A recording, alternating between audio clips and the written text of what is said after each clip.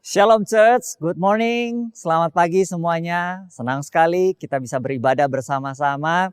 Dan minggu ini adalah minggu yang sangat spesial karena kita merayakan atau mengadakan special event yaitu Chinese New Year. So, kongsi, Xinian Kuai Le.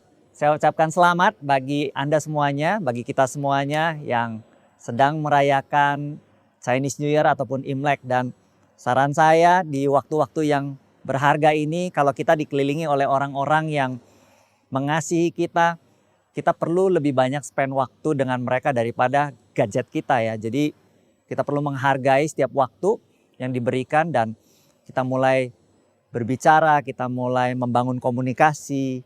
Dan saya percaya ada pemulihan demi pemulihan yang terus Tuhan kerjakan di tengah-tengah setiap keluarga. Dan doa saya, biarlah ada kesehatan, ada umur yang panjang, ada berkat Tuhan boleh curahkan di dalam pekerjaan, dalam usaha, apapun yang hari-hari ini sedang kita gumulkan. Dan mari sebelum kita mendengarkan kebenaran firman Tuhan, saya mau mengajak kita semua sama-sama kita lakukan deklarasi. Siap semuanya? 3, 2, 1. Inilah kabar baik, saya diselamatkan oleh kasih karunia Allah, bukan oleh perbuatan saya. Saya dibenarkan, saya diubahkan, dan saya diberkati di dalam Dia. Sekarang saya tahu, segala sesuatu terjadi dalam hidup saya untuk kebaikan, karena saya dipanggil sesuai dengan rencananya. Bersama kita hidup untuk kemuliaan Allah. People is our mission, connect with God and make disciples alive in clarity. Ya, kasih kemuliaan bagi nama Tuhan.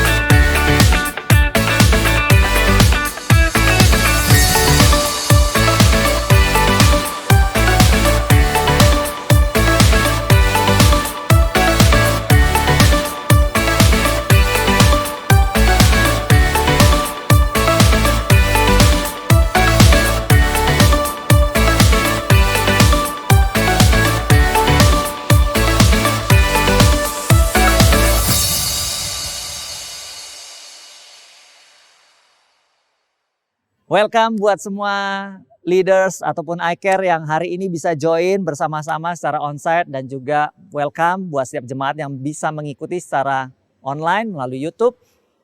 Dan minggu ini adalah minggu pertama di bulan yang kedua dan kita memasuki subtema yang baru, yaitu apa? Abundant joy. Ya, abundant joy. Ada sukacita yang melimpah, dan khusus minggu ini tema kita adalah the joy in fellowship. Ada sukacita di dalam fellowship, ada sukacita di dalam persekutuan. Setiap kita tentu diharapkan bisa bergabung di dalam persekutuan demi persekutuan yang ada. Dan di gereja ini kita punya persekutuan kecil, kelompok-kelompok kecil yang dinamakan iCare.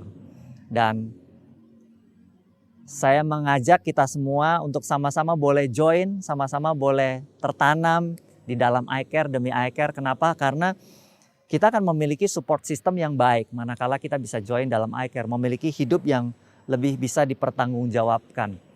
Dan hari ini untuk membahas tentang the joy in fellowship, sukacita di dalam persekutuan, saya mau mengajak kita semua sama-sama membuka Alkitab kita di dalam Kisah Para Rasul pasal yang kedua, Kisah Para Rasul pasal 2 ayat 41 sampai dengan 44. Saya akan bacakan buat kita semuanya. Dimulai dari ayat 41.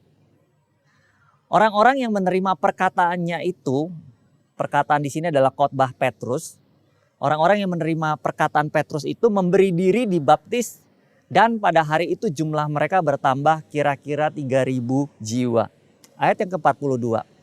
Mereka bertekun dalam pengajaran rasul-rasul dan dalam persekutuan. Dan mereka selalu berkumpul untuk memecahkan roti dan berdoa. Perhatikan kata persekutuan di situ, di dalam bahasa aslinya adalah koinonia, yang artinya fellowship. to share, membagi, communion, communication, distribution, joint participation. Jadi ada partisipasi, ada sharing di situ, ada komuni di situ, ada persekutuan di situ. Jadi ini adalah satu sikap aktif ya, satu sikap yang aktif. Dan kita tahu pada saat kita aktif dan dalam kondisi yang saling berdekatan, tentu akan terjadi dan tidak bisa dihindarkan yang namanya apa? Gesekan. Betul? Ada gesekan demi gesekan yang mungkin saja bisa terjadi karena semuanya aktif bergerak. Kalau tangan saya diam, maka tidak akan ada gesekan. Tetapi manakala kita mulai aktif, ada sharing di situ, ada partisipasi di situ, maka terjadi yang namanya gesekan. Dan gesekan ini bisa saja menimbulkan konflik. Tidak bisa dihindari. Nah, di dalam Amsal 27 ayat 17 dikatakan seperti ini. Besi menajamkan besi, orang menajamkan sesamanya. Kalau orang yang paling mungkin menyakiti kita atau paling mungkin mengecewakan kita adalah orang yang berada di dekat kita. Sama seperti halnya lidah paling mungkin disakiti oleh gigi kita karena lidah dengan gigi sangat berdekatan. Sangat kecil kemungkinannya lidah kita disakiti oleh kaki kita, betul? Gimana caranya? Kakinya bisa menyakiti lidahnya gitu. Mungkin bisa, tapi kecil sekali kemungkinannya. Lebih sering lidah kita itu pada saat kita makan, mengunyah, mungkin kena gigit. Sehingga itu menimbulkan kekecewaan, menimbulkan kesakitan di dalam kehidupan kita. Dan ada kata menajamkan di dalam Amsal tadi. Apa sih menajamkan? Menajamkan itu adalah proses kita bisa mengikis ego kita. Mengikis sifat yang tidak baik, mengikis ego kita supaya kita bisa dipakai oleh Tuhan untuk melakukan pekerjaan yang besar, pekerjaan yang spesifik. Kadang gak enak dalam kita dikikis egonya gak enak. Tapi itulah yang namanya joy. That's joy. Joy itu muncul dari kondisi yang tidak baik atau ideal. Karena joy berasal dari Tuhan.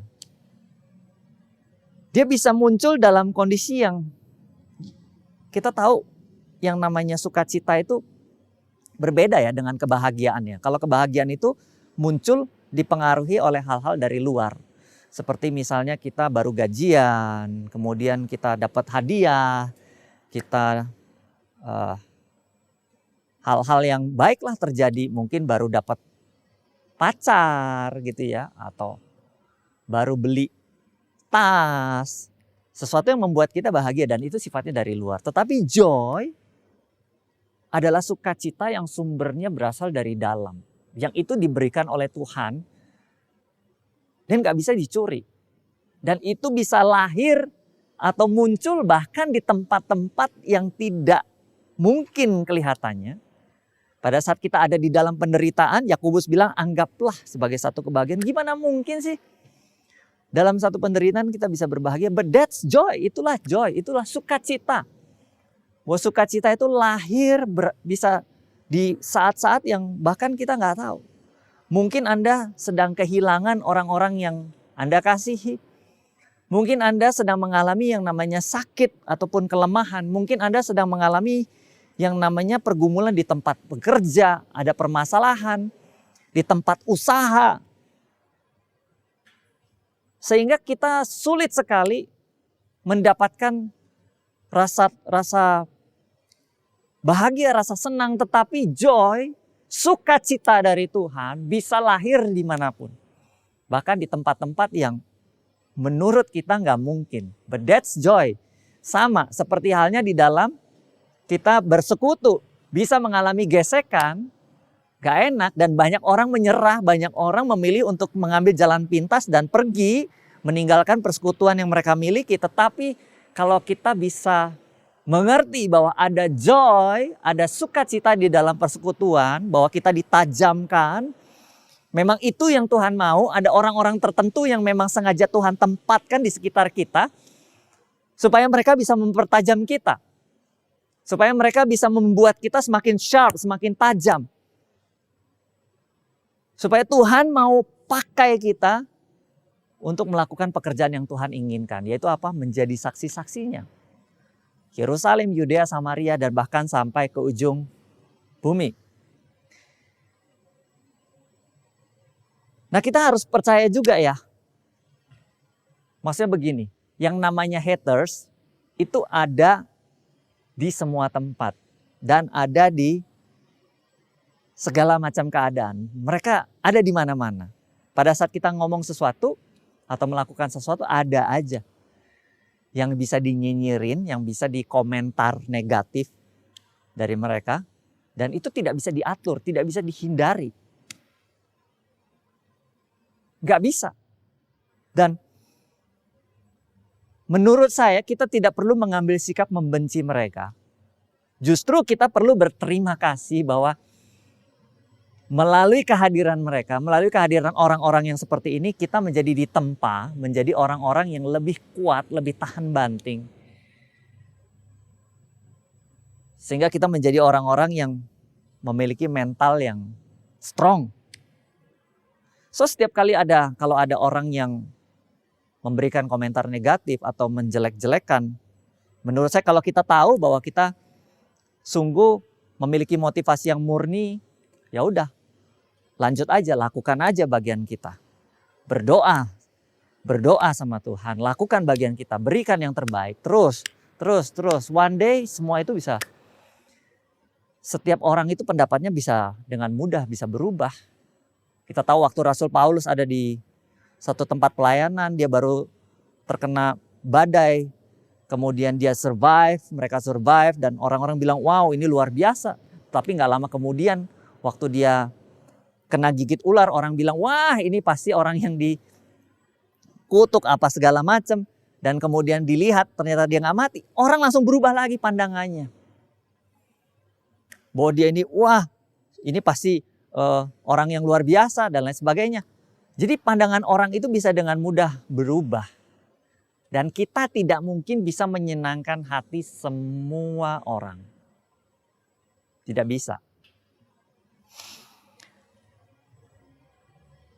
Dan gimana sih cara menajamkan? Kalau cara menajamkan itu selalu dilakukan dengan cara berulang-ulang. Kalau kita ngasah pisau atau ngasah benda-benda yang harus dipertajam, tentu nggak mungkin sekali. Tentu akan berkali-kali, ya kan? Berulang-ulang.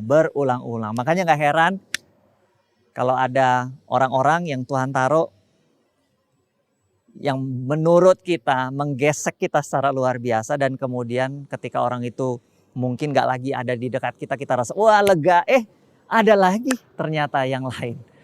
Memang begitu kejadiannya, kita akan diulang-ulang, digesek terus sampai kita itu menjadi tajam, sampai kita itu menjadi sharp. Itulah prosesnya, namanya dipertajam. Besi menajamkan besi dan manusia menajamkan sesamanya. Gereja itu apa sih? Gereja adalah sekumpulan orang yang sedang dibawa dari tempat gelap menuju kepada terang. Betul ya?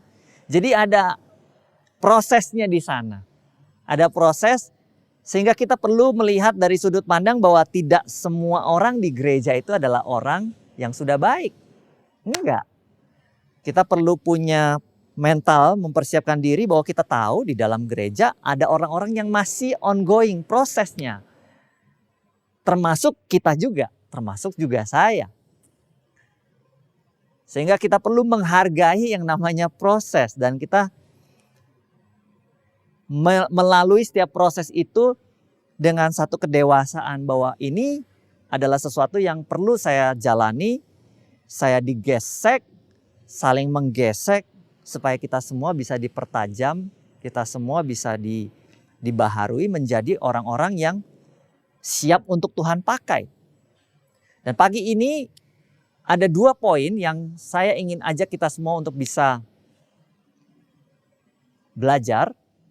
Di ayat yang ke-42 tadi dikatakan mereka bertekun dalam pengajaran rasul-rasul dan dalam persekutuan. Dan mereka selalu berkumpul untuk memecahkan roti dan berdoa. Poin yang pertama adalah belajar bersama. belajar bersama. Tadi mereka bersekutu, tapi mereka bertekun dalam pengajaran rasul-rasul. Saya percaya di antara 3.000 orang yang pada waktu Petrus berkhotbah dan mereka bertobat, ada orang-orang yang jauh lebih pintar, lebih pandai, mungkin lebih memiliki status sosial yang lebih tinggi dibanding rasul-rasul, dibanding murid-murid. 3.000 orang, banyak sekali. Namun amazingnya mereka bertekun di dalam pengajaran rasul-rasul. Di situ ada satu kerendahan hati mau belajar bersama. Dan kita perlu dalam kehidupan ini kita mengambil sikap sama seperti jemaat mula-mula. Di mana mereka walaupun mungkin secara status sosial, walaupun mungkin secara pendidikan mereka lebih tinggi. Karena pada waktu itu banyak orang yang memiliki tingkat pendidikan yang tinggi, orang-orang Yahudi itu mereka pinter-pinter. Tetapi mereka mengambil sikap, mereka mau belajar, bertekun di dalam pengajaran rasul-rasul dan belajar bersama. Nggak belajar sendiri-sendiri. Karena berbahaya sekali pada saat kita belajar sendiri. Kita nggak tahu ada doktrin tertentu, pengajaran tertentu yang bisa saja sesat. Itu sebabnya saya mau mengajak kita semua untuk kita yuk sama-sama ada tertanam di dalam iCare. Sehingga kita itu nggak sembarangan menerima doktrin-doktrin yang kita nggak tahu kejelasannya. Dan di dalam iCare kita lebih banyak spend waktu untuk belajar kebenaran firman Tuhan yang disampaikan pada saat khotbah di hari Minggu. Nah kita tahu IFGF adalah gereja yang didrive oleh tim apostolik bahwa setiap tema khotbah ataupun sermon itu diberikan, dibagikan. Saya percaya itu adalah satu movement yang sama-sama dijalani oleh gereja IFGF. Dan kita menjadi gereja yang tidak mudah terombang-ambing oleh rupa-rupa doktrin di luar sana. Sehingga kita nggak mudah tersesat. Belajar bersama.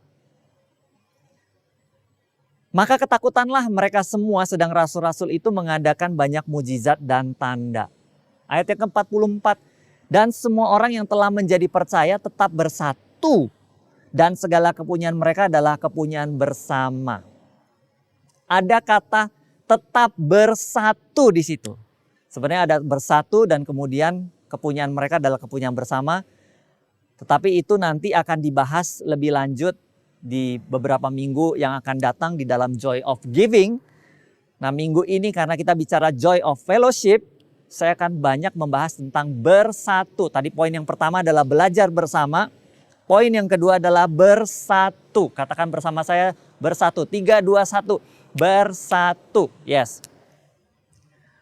Unity bukan uniform. Jadi kalau uniform itu seragam sama semua gitu. Tetapi kalau namanya unity dari background yang berbeda, dari latar yang berbeda, karakter yang berbeda, pembawaan yang berbeda. Tetapi kita mau bersatu, kita mau unite. Menyamakan pandangan untuk mencapai satu tujuan. Berapa banyak dari Anda yang suka nonton sepak bola? Kalau kita nonton pertandingan sepak bola, tentu itu dimainkan oleh dua tim. Ada misalnya tim A, tim B. Dan kemudian gak mungkin pemain dalam satu tim pada saat mereka bermain, kita tahu gaji setiap pemain itu berbeda-beda. Ya kan?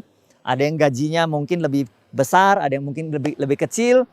Dan saya rasa tidak mungkin pada saat pertandingan tiba-tiba pemain yang memiliki gaji lebih kecil mencetak gol ke gawang sendiri karena dia kesel kan. Dia bilang gaji saya kecil. Jadi saya balas dengan saya mencetak gol ke gawang. Enggak, saya rasa enggak begitu. Tetapi terlepas dari gaji besar, gaji kecil, mereka tetap punya satu tujuan yaitu menang. Memenangkan pertandingan. Dan saya mau mengajak kita semua sebagai gereja Tuhan memiliki satu sikap hati yang mau unite. Terlepas dari setiap perbedaan yang kita punya, saya percaya pasti ada banyak sekali perbedaan yang kita punya dari segi usia, dari segi latar belakang, etnis mungkin, dari segi pembawaan, dari segi karakter dan lain sebagainya. Banyak sekali perbedaan, tetapi yuk sama-sama kita unite, sama-sama kita bersatu, unity seperti jemaat mula-mula. Dan dari sana terjadi kegerakan yang luar biasa. Bahwa firman Tuhan, kebenaran, kabar baik itu bisa dikabarkan sampai ke seluruh penjuru dunia. Kalau kita bicara yang namanya unity atau namanya bersatu, tentu ada hal-hal atau orang-orang yang berbeda, kata kunci adalah berbeda, namun disatukan. Karena kalau nggak ada yang berbeda, ya apa yang mau disatukan? Nggak ada yang perlu disatukan. Justru karena berbeda, maka bersatu. Dan apa pemersatunya? Pemersatunya adalah Yesus. Yesus yang mempersatukan mereka. Sama seperti pemain bola tadi, apa yang mempersatukan? Tim mereka, seragam uniform mereka. Mereka mengenakan seragam yang sama sehingga mereka bersatu. Sama, hari ini kita berbeda. Tetapi saya percaya ada Yesus yang mempersatukan kita. Amin. Nah, Yohanes 17 ayat 21 berkata demikian. Supaya mereka semua menjadi satu. Supaya kita semua menjadi satu. Sama seperti engkau ya Bapa di dalam aku dan aku di dalam engkau. Agar mereka juga di dalam kita. Supaya dunia percaya bahwa engkaulah yang mengutus aku. Bayangin. Supaya dunia percaya bahwa engkaulah yang mengutus aku. Jadi kita bersatu atau enggak, gereja Tuhan bersatu atau enggak, itu bisa mempengaruhi dunia melihat dan dunia bisa percaya bahwa Bapa mengutus Yesus. Kalau gereja kita sebagai gereja Tuhan kita enggak bersatu, dunia tidak akan melihat bahwa wah kayaknya enggak benar deh ini. Bisa saja dunia tidak mempercayai bahwa Yesus itu diutus oleh Bapa. Kenapa? Karena kita aja sebagai anak-anak Tuhan kita bilang dan kita tidak bersatu. Tetapi kalau kita bersatu, kalau kita unite, maka dunia bisa percaya bahwa Bapalah yang mengutus Yesus. Sebegitu berpengaruhnya kesatuan setiap orang-orang yang percaya. Persatuan gereja. Sebegitunya. Efesus 4 ayat 2 sampai 4. Efesus 4 ayat 2 sampai 4. Saya ingin memberikan sedikit poin-poin, sedikit value bahwa apa yang dilakukan oleh murid-murid dan ini adalah suatu yang disarankan atau diinginkan oleh kebenaran firman Tuhan. Efesus 4 ayat 2 sampai 4. Di dalam kita bersekutu dengan yang lain, di dalam kita berfellowship dengan yang lain. Apa sih yang perlu kita lakukan? Hendaklah kamu selalu rendah hati. Rendah hati, gak usah sombong. Kalau kita punya keuangan yang lebih, jangan sombong. Kalau kita memiliki pendidikan, background pendidikan yang lebih tinggi, jangan sombong. Rendah hati, kalau kita punya pengalaman yang mungkin jauh lebih banyak, jangan sombong, rendah hati.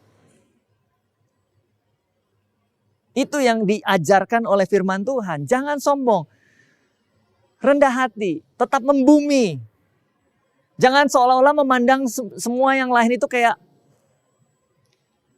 seolah lebih rendah begitu. Hanya karena kita merasa kita unggul di dalam satu hal. Saya rasa firman Tuhan mengajarkan kepada kita, hendaklah kamu selalu rendah hati. Kemudian apa? Lemah lembut.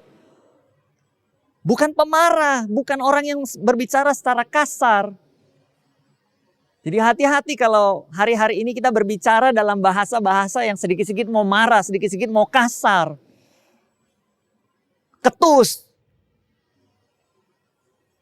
Saya rasa bukan itu yang firman Tuhan inginkan bagi kita semuanya. Dunia melihat kita sebagai saksi. Firman Tuhan mengajarkan kita untuk lemah lembut, berbicara, bertindak, gak perlu kasar, gak perlu jadi pemarah, dan sabar. Sabar itu apa sih? Tahu kapan harus berbicara, tahu kapan harus bertindak, bisa menahan diri. Sabar, tahu timingnya tepat. Sabar, orang sabar itu bukan berarti dia gak boleh ngomong, bukan berarti dia gak boleh melakukan sesuatu. Orang sabar itu dia tahu dia bisa menahan diri, bisa mengendalikan diri. Karena firman Tuhan bilang orang yang mengendalikan diri itu melebihi dari orang yang merebut kota. So pengendalian diri sangat penting. Orang yang sabar dia tahu kapan dia harus ngomong, kapan dia harus tahan untuk listening, untuk berbicara, untuk mendengarkan maksud saya. Nggak mudah loh mendengarkan. Kadang-kadang orang bilang, iya saya dengerin kamu. Tetapi pada saat dia mendengarkan sesungguhnya dia cuma sedang menyiapkan jawaban untuk mengcounter orang tersebut. Dan saya rasa hari-hari ini kita perlu belajar menjadi orang yang sungguh-sungguh listening. Sungguh-sungguh mendengarkan, sabar. Tahu nanti ada gilirannya kita berbicara. Dengerin dulu. Dia mau ngomong apa. Kalau perlu waktu lawan bicara kita ngomong, kita tangkap dan kita mulai sampaikan. Betul maksud kamu demikian, demikian, demikian. Kita mengulang apa yang dia sampaikan dengan perkataan kita sendiri supaya kita pastikan bahwa kita mengerti apa yang dia sampaikan. Listening, sabar. Kita perlu jadi orang yang sabar. Tunjukkanlah kasihmu dalam hal saling membantu. Saling membantu. Bukan menambah beban atau bukan merepotkan orang lain. Kalaupun gak bisa bantu, at least kita gak usah ngomongin mereka deh. Gak usah gosipin. Karena sepertinya sudah menjadi budaya yang terlanjur sering terjadi, kita membicarakan keburukan orang lain. Susah lihat orang senang, senang lihat orang susah. Padahal saya mau kasih tahu, kita nggak tahu setiap penderitaan, setiap hal-hal yang effort yang sudah mereka kerjakan untuk sampai ke titik tertentu dalam kehidupan mereka. Dan kita merasa kita bisa menjudge hanya dari segelintir glimpse kejadian yang kita lihat dalam kehidupan mereka. Dan kita mulai menjudge, kita menilai, kita ngomongin mereka. Saya rasa come on, sebagai anak-anak Tuhan. Kita jadi orang yang lebih bisa menahan diri, sabar tadi firman Tuhan katakan. Kemudian kalau bisa itu saling membantu sih, bukan jangan menambah beban. Tidak merepotkan orang lain. Kalau kita punya kapasitas untuk bisa membantu, do it, tolong dia. Lakukan.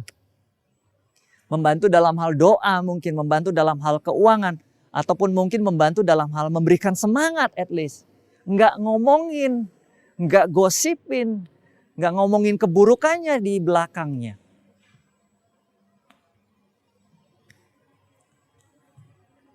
Boleh lanjut nggak nih? Lanjut ya. Dan berusahalah memelihara kesatuan roh. Memelihara kesatuan roh. Apakah yang selama ini kita bicarakan atau kita lakukan justru malah menimbulkan perpecahan? Atau kita berusaha memelihara kesatuan? Hati-hati. Tidak semua hal yang terlintas di dalam pikiran kita, di dalam kepala kita lantas begitu saja boleh kita sampaikan, boleh kita ngomongkan.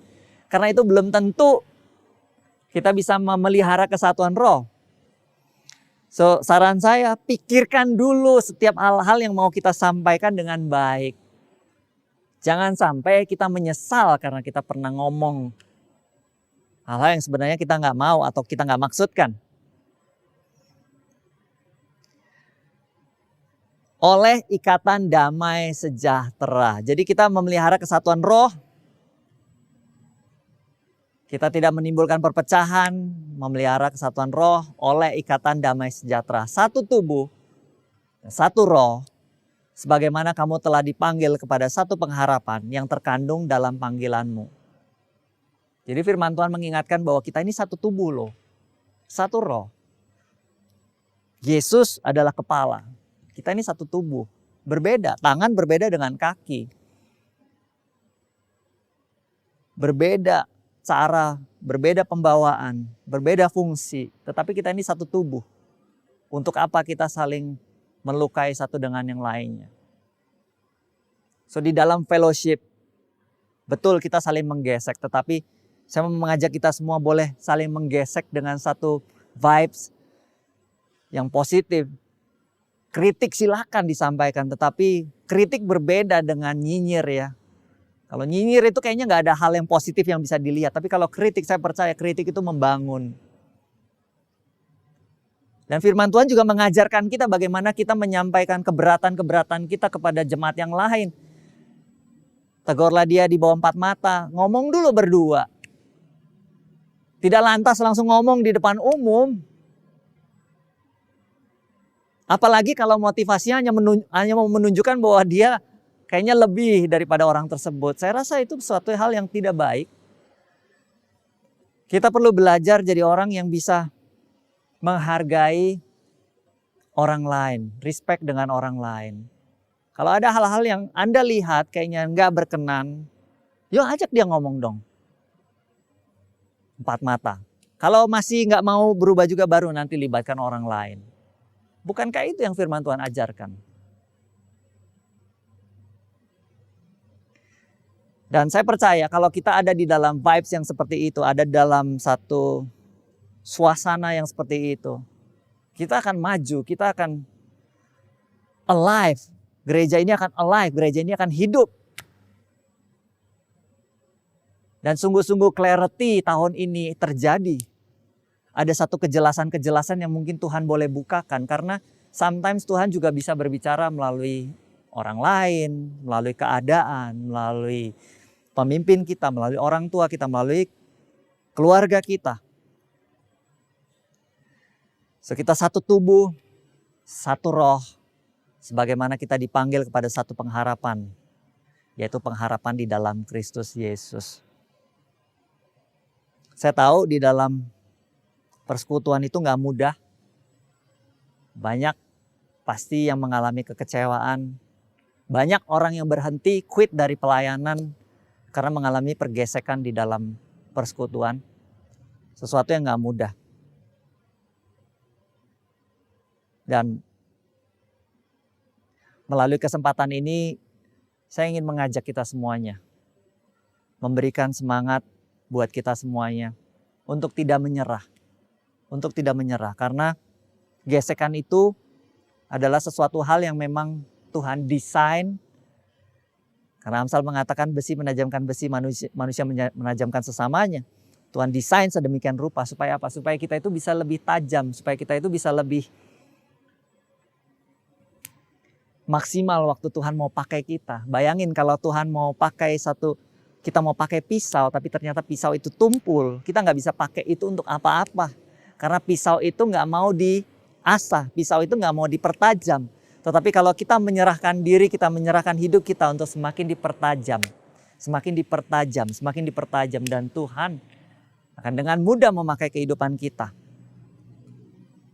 Untuk melakukan perkara-perkara yang Dia inginkan. Amin. Saya tahu banyak sekali yang kecewa, banyak sekali yang mundur dari gereja, mundur dari pelayanan. Karena yang namanya gesekan, gak enak memang. Saya pun kadang mengalaminya gak enak. Tetapi, come on. Biarlah kasih Tuhan boleh mempersatukan kita semuanya. Dan saya ingin gereja ini menjadi satu gereja yang memiliki suasana yang positif. Suasana yang saling membangun. Bukan kritik yang menjatuhkan, tetapi masukan yang bisa membangun. Yang disampaikan dengan cara respect satu dengan yang lainnya. Dengan kelembutan. Dengan kesabaran, pengendalian diri. Saya sungguh rindu. Dan saya percaya bahwa itu bisa kita wujudkan. Bahwa itu bisa kita lakukan. Sehingga setiap kita bukan hanya menjadi orang yang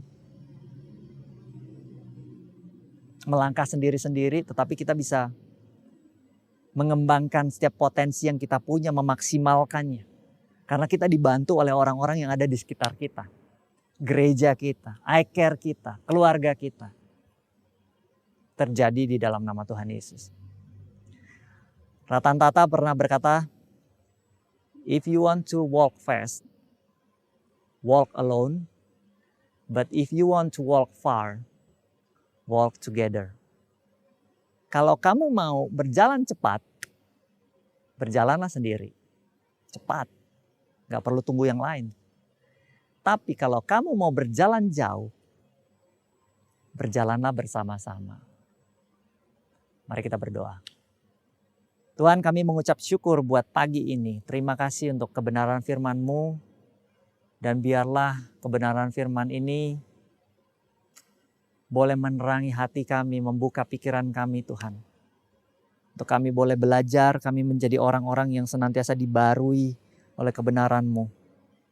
Tuhan, ampuni kami semua kalau di dalam kami berfellowship dengan yang lain, bersekutu dengan yang lain, ada hal-hal yang mungkin pernah kami lakukan dengan salah.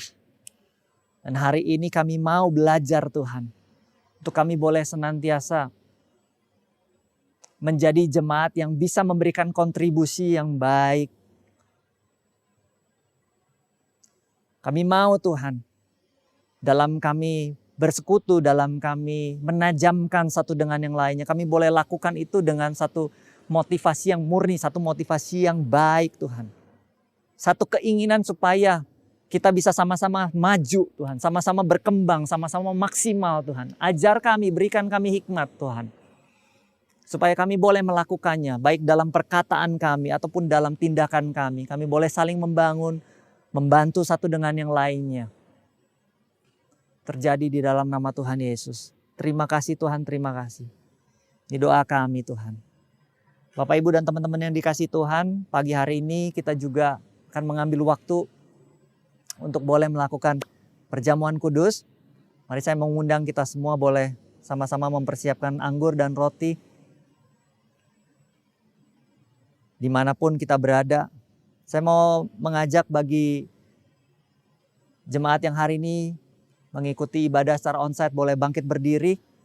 Kita mau mengangkat roti, tangan kanan kita.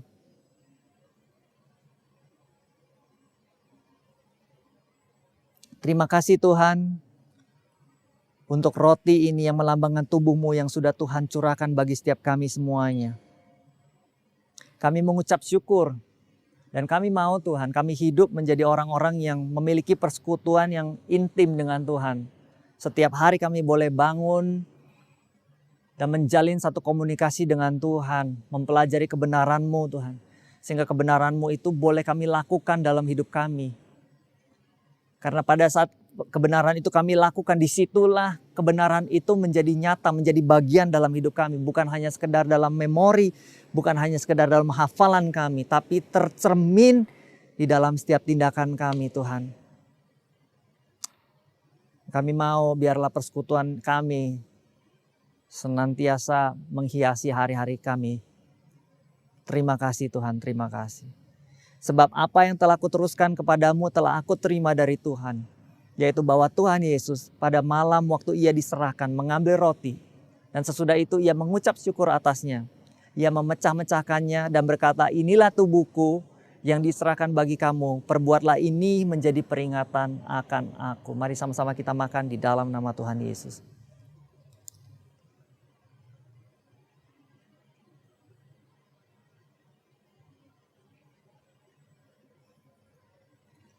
Mari sama-sama kita angkat anggur. Cawan yang berisi anggur yang melambangkan darah Tuhan yang sudah Tuhan curahkan bagi setiap kita. Tuhan, kami mengucap syukur buat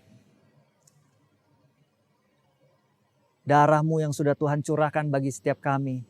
Karena darah-Mu lah yang melayakkan kami.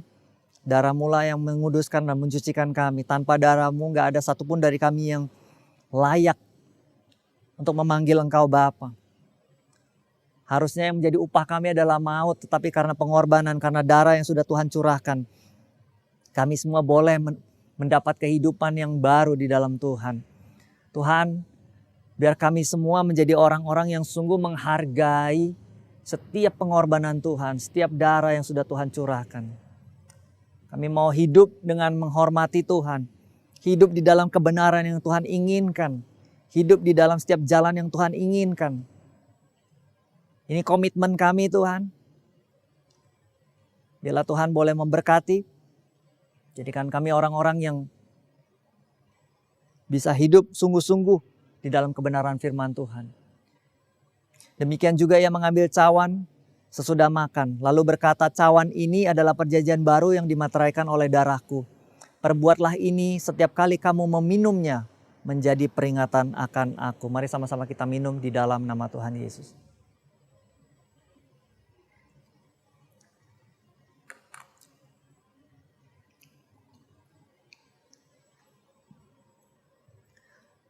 Tuhan, kami mengucap syukur untuk semua hal yang sudah Tuhan izinkan boleh terjadi dalam kehidupan kami.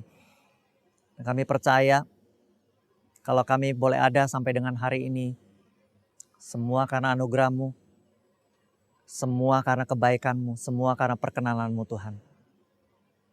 Kalau hari ini kami masih hidup, kami tahu Tuhan Engkau punya rencana dan masa depan yang indah bagi setiap kami. Hari ini biar kami semuanya mau mengambil satu komitmen baru untuk memakai hidup kami tidak sembarangan, untuk memakai hidup kami menjadi orang-orang yang bisa memuliakan nama Tuhan, yang bisa menjadi saksi bagi kemuliaan nama Tuhan. Dimanapun, dimulai dari Yerusalem, Yudea, Samaria, bahkan sampai ke ujung bumi. Dimulai dari komunitas kecil di dalam keluarga kami. Tuhan akan bawa kami keluar, menambah kapasitas kami. Terus dan keluar, di-expand dalam nama Tuhan Yesus. Yang kami mau itu semua dimulai dari small things, dari hal-hal yang kecil. Yang boleh kami latih dengan disiplin yang baik Tuhan. Ampuni kami Tuhan, ampuni kami buat setiap pelanggaran, buat setiap hal-hal yang gak berkenan di hadapan-Mu. Kami mau, seperti kata firman tadi Tuhan, bagaimana kami boleh menjadi orang-orang yang boleh berfellowship dengan baik.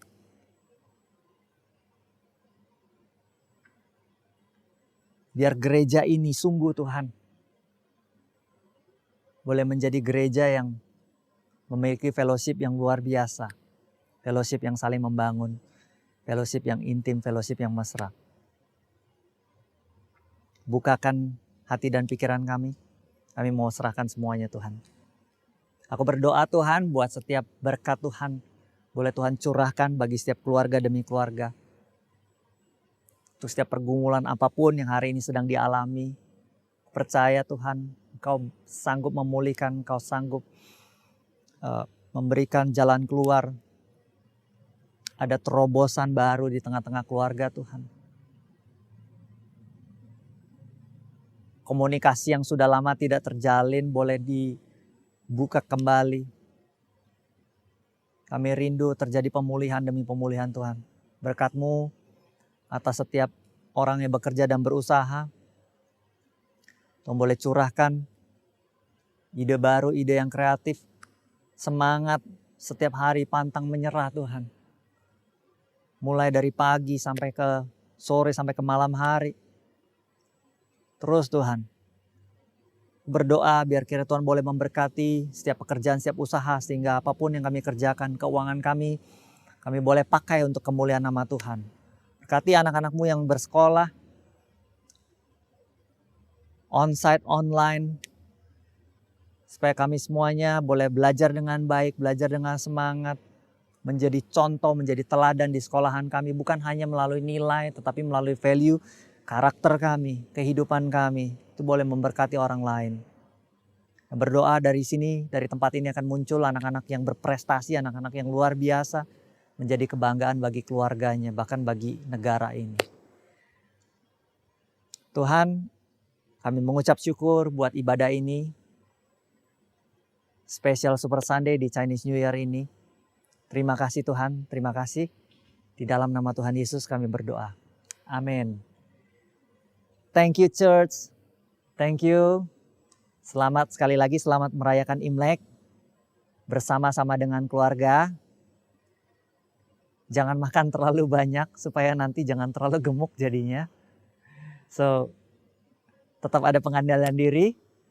God bless you and have a nice Sunday. Bye.